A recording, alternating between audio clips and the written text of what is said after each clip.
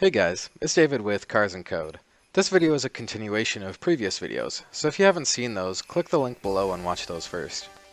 In this video, we're going to make the app be able to compensate for gravity.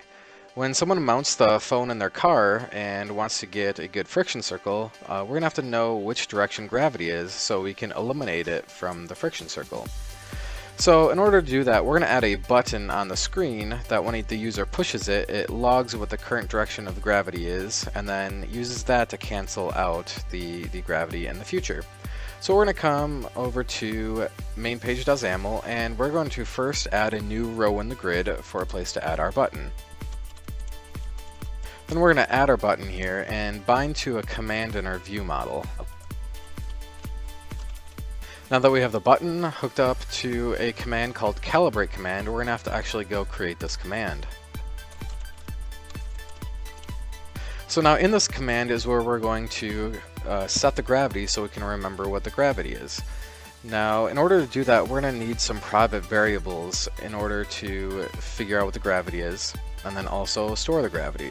So first let's create some private floats to hold the current gravity. Now we're going to create 3 more private floats for the current of x, y, and z values of acceleration. So every time our onAcceleration changed event is fired, we can store those values so we can use them here in our calibrate command. Okay, now that we have these last x, last y, and last z variables, we're going to go down here to onAcceleration changed, and we're going to assign them when the acceleration is changed.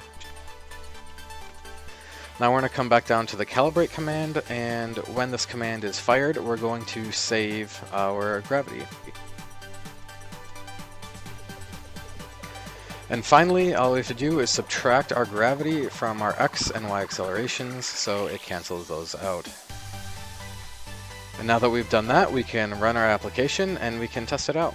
So here we have our friction circle application.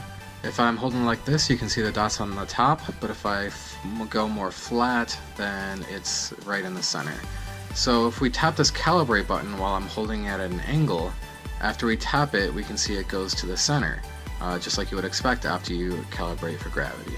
But then if you rotate it back flat, we can see the dot moves back down to the bottom. But again, we can hit calibrate, and it goes back to the center.